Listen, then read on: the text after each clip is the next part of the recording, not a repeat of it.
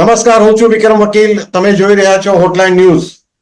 કેનેડામાં ફરીથી થોડોક ઉત્પાત ચાલુ કર્યો છે ટ્રુડોએ, અને ટ્રુડોએ અને એની સરકારે એવું નક્કી કર્યું છે કે જે આપણે ત્યાં ભારતથી ગયેલા જે વિદ્યાર્થીઓ છે જેની સંખ્યા 8 થી 10 લાખ હોવાનું કહેવાય છે, આ વિદ્યાર્થીઓમાંથી મોટા ભાગના ત્યાં પાર્ટ ટાઈમ કામ કરતા હોય છે અને વર્ક પરમિટ એને માટે કામ ચાલવા આપવામાં આવતી હોય છે. એમને આ વર્ક પરમિટ 6 મહિનાથી માંડીને લગભગ 6 વર્ષ સુધીની સમયગાળાની છે.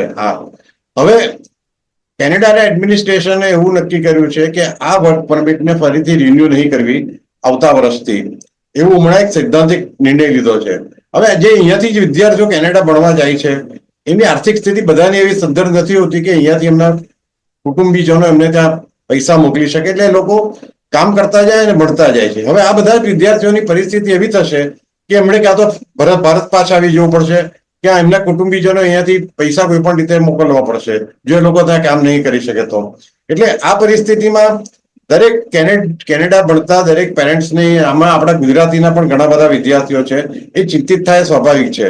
અને આ બાબતે આજે આપણી સાથે વાત કરશે જાણીતા પત્રકાર અને રાજકીય વિશ્લેષક હિમાંશુભાઈ ભટ્ટ. હિમાંશુભાઈ, આપનું સ્વાગત છે. હિમાંશુભાઈ, કેનેડાએ આ થોડા મહિના પહેલા પણ આવું એક વાત આવેલી કે ભાઈ વિદેશના સ્ટુડન્ટ્સના વર્ક પરમિટ રિન્યુ નહીં કરે લોકો, પણ આનું કારણ જે આપણી એમની સાથે ડિપ્લોમેટિક રિલેશન્સ કેનેડા સાથે બગડી ગયા છે એ છે કે ઉપરાંત પણ બીજું કોઈ કારણ છે?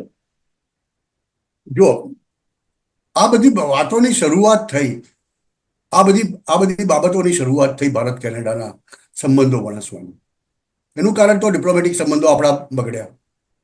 નિજ્જરના હત્યા પર વાત આવીને ઊભી રહી કે નિજ્જરની હત્યા ભારતની રોએ કરી છે કરીને ક્રેડિબલ એલિગેશન કર્યા ટ્રુડોએ પોતાની સંસદમાં, અને ત્યારથી વાત વણસવાની શરૂ થઈ અને વણસતી ગઈ. આજે સ્થિતિ એ છે કે કેનેડાની ભારતીય એમ્બેસીમાં બહુ ઓછો સ્ટાફ છે, ત્યાંથી વિઝા અપાતા નથી.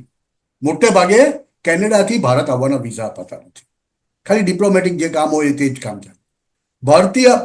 ભારતની અંદર કેનેડાના દૂતાવાસોને આપણે કહીએ છીએ કે બંધ કરી દો, આપણે ના પાડી દઈએ કે ચંદીગઢમાંનો દૂતાવાસ બંધ કરી દો, ત્યાંથી વિઝા આપવાની કોઈ જરૂરત નથી. ભારતથી લગભગ એ વાત હકીકત છે કે ભારતનું બહુ મોટું ફોરેન એક્સચેન્જ કેનેડામાં જાય છે. અત્યારે લગભગ 7.5 થી 8 લાખ ભારતીય વિદ્યાર્થીઓ કેનેડામાં ભણે છે. હવે કેનેડામાં જઈને કેનેડાની યુનિવર્સિટીઓમાં ભણે એટલે સ્વાભાવિક છે કે ભારતીય પૈસા કેનેડિયન યુનિવર્સિટીઓને જાય અને એમાંથી કેનેડાનું અર્થતંત્ર ચાલે છે.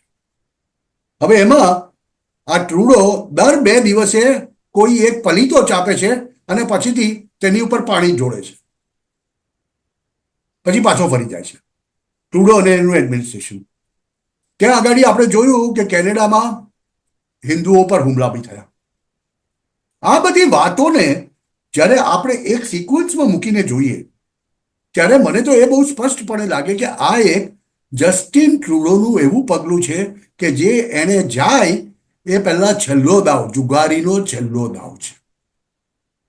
જુગારીનો છેલ્લો દાવ છે, કેમ કે એ દર્શક મિત્રોને એ વાત સમજવાની જરૂર છે કે 2025ના એન્ડમાં તો કેનેડામાં પણ સામાન્ય ચૂંટણી થવાની છે.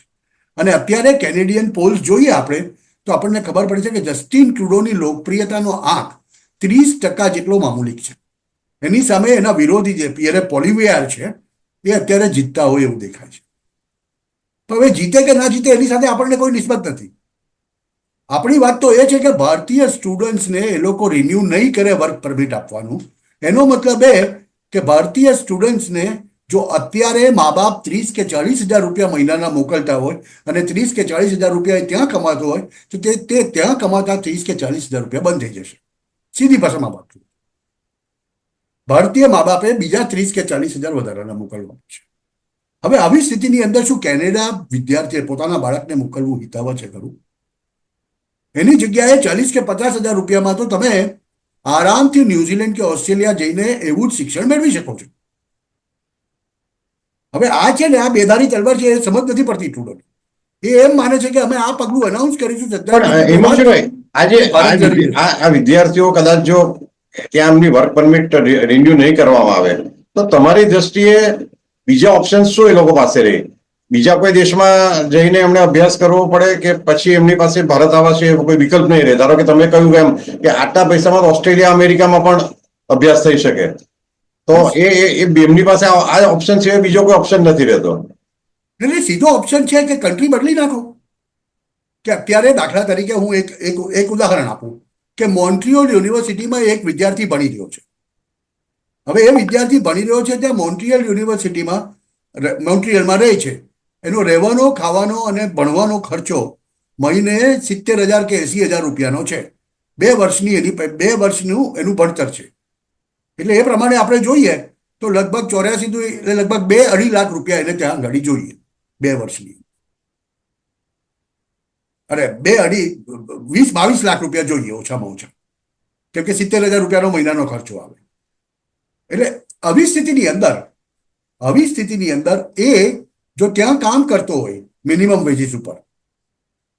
હવે હું તમને પ્રેક્ટિકલ જે મારો અનુભવ છે તે હું તમને જણાવું.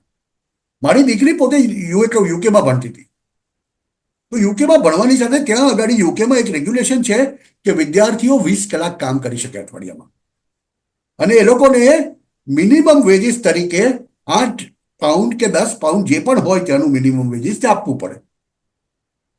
એટલે 20 કલાક કામ કરીને મારી દીકરી એનો મહિનાનો અડધો ખર્ચો કાઢતી હતી. મારે ખાલી અડધા પૈસા મોકલવા પડતા હતા. તેવી જ સ્થિતિ અત્યારે કેનેડામાં છે, યુએસમાં પણ એવું જ છે. હવે કેનેડામાં જો વર્ક પરમિટ મળવાની માણસને બંધ થઈ જાય, એ ત્યાં કામ નહીં કરી શકે, તો એનો મતલબ એ થયો કે એ મહિને જે કેનેડિયન ડોલર્સમાં તમે ગણો કે $300 કે $400 કે $500 જે પણ કમાતો હોય તે તેની પાસે આવતા બંધ થઈ જાય. તો એ પૈસાની ખાદ એને એના પેરેન્ટ્સ પાસેથી પૂરી કરાવવી પડે. એટલે સ્વાભાવિક છે કે એ પેરેન્ટ એમ કહેશે કે ભાઈ મારી પાસે તો આટલા પૈસા નથી. તો પછી એ વિદ્યાર્થી પાસે ઓપ્શન શું રહે? તમે જે મને ઓપ્શન પૂછ્યું, પહેલો ઓપ્શન તો એ છે કે ભારત પાછો આવીને એનું ભણતર ભારતની યુનિવર્સિટીમાં કન્ટિન્યુ કરે. બીજો ઓપ્શન એ છે કે એ બીજી પશ્ચિમી દેશોની બીજી કોઈ યુનિવર્સિટીઝમાં જાય અને ત્યાંથી તેનું ભણતર પાછું કન્ટિન્યુ કરે. આના માટે ઓપ્શન માટે આજે જોઈએ તો આપણી પાસે તો બહુ બધા વિકલ્પો છે. ન્યુઝીલેન્ડ છે, ઓસ્ટ્રેલિયા છે, યુરોપની અંદર જર્મની છે, અઢળક વિકલ્પો છે ભારતીય પાસે. અને ભારતીય વિદ્યાર્થીઓને દરેક જગ્યાએ બોલાવવામાં આવે છે સામેથી. એટલે જે કેનેડાનો મોહ છે ને, એનું કારણ એક છે, આપણા ભારતીયો એવું સમજતા હોય છે, અને એમાં બી ખાસ કરીને ગુજરાતીઓ, કે કેનેડામાં જઈને બાળક ભણશે અને કોઈ નાનું મોટું કામ કરીને ભણતર પૂરું કરશે અને પછી ત્યાં જઈને કંઈક ધંધો કરશે. આપણી ગુજરાતીઓની જેવી રીતે યુએસની અંદર અત્યારે જોઈએ તો મોટેલ્સ, સૌથી વધુ મોટેલ્સ આખા યુએસની અંદર કોની છે? ગુજરાતી પટેલો. અને એ જ વાત ઘણી બધી એ જ કેનેડિયન ડાયસ્પોરામાં બી જોવા મળે છે. કેનેડામાં સૌથી વધુ 2 ભારતીય રાજ્યના લોકો જોવા મળે છે. એક તો શીખ્સ એટલે પંજાબથી, અને બીજા ગુજરાતીઓ. અને બંનેની માનસિકતા સંપૂર્ણપણે અલગ છે. શીખ્સ જે ત્યાં ભણે છે, ભણતા ઓછું પણ ખાલી ટ્રક ચલાવતા હોય છે, અને ઘણા બધા ખાલિસ્તાન તરફી જે લોકો હોય છે તે બધા બીજા રસ્તે પહોંચી જાય છે. હવે જ્યારે ગુજરાતીઓનો જ્યાં સુધી સવાલ છે, આપણે આપણા ડાયસ્પોરાની વાત કરીએ, ગુજરાતી ડાયસ્પોરાની, તો ગુજરાતી ડાયસ્પોરા તો ભણવાની સાથે કોઈ પણ નાનું મોટું કામ કરશે. મુકેશ અંબાણીનો દીકરો પણ ત્યાં જઈને ભણવા જશે ને, તો એ પણ એમ નહીં કે હું મુકેશ અંબાણીનો છોકરો છું, મારે કંઈ કરવાની જરૂર નથી. એ પણ જઈને ત્યાં આગળ નિયમ પ્રમાણે 22-24 કલાકનું જે પણ કામ મળતું હશે તે કરશે. આપણે અહીંયા ભારતમાં આવીને બહુ મોટી શેઠી માનનારા લોકો ત્યાં મોટેલ સાફ કરતા હોય છે અને મોટેલના રૂમ સજાવતા જોવા મળે છે.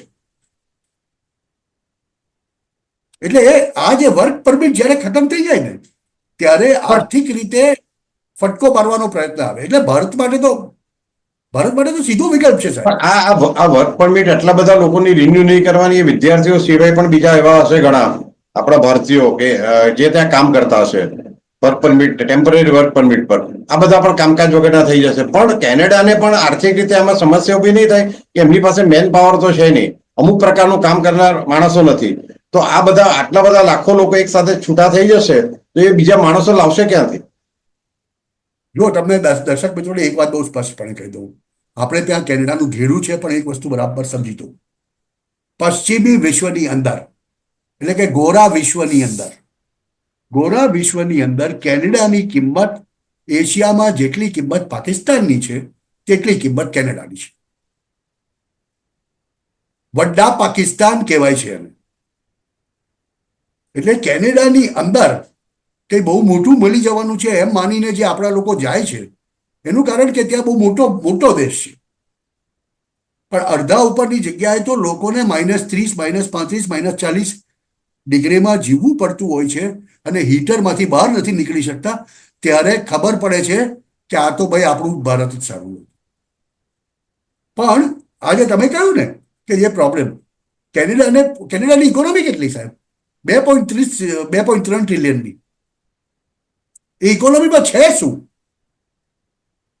અત્યારે તો એમાં કશું જ નથી. એમાં આવું કરશે તો લગભગ 40 બિલિયન બીજા ઓછા થઈ જશે.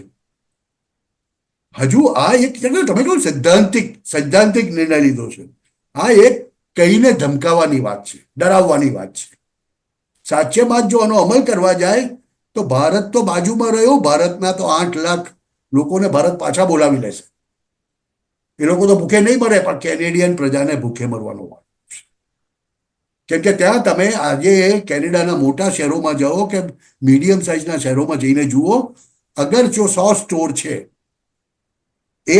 એક શહેરની અંદર 100 સ્ટોર છે, ડિપાર્ટમેન્ટલ સ્ટોર અને ગાર્મેન્ટ સ્ટોર ને હાથે, તો 100 સ્ટોરની અંદર અગર 10,000 માણસો કામ કરતા હોય તો તેમાંથી તમને ઓછામાં ઓછા 4,000 થી 5,000 લોકો ભારતીય મળશે, ઇન્ડિયન્સ. હવે આવી સ્થિતિની અંદર જો તમે એ લોકોની વર્ક પરમિટ બંધ કરી દો તો કેનેડામાં તો કંઈ રહેશે જ નહીં ભાઈ. આ બધું બોલવાનું છે અને કહેવાનું છે. એટલે એક જે પેલી સૈદ્ધાંતિક વાત કરે છે ને, હા કરો તમે. ભારત સરકારે તો કહી દીધું ને, રિપ્લાય આપી દીધું, you take decisions the way you want.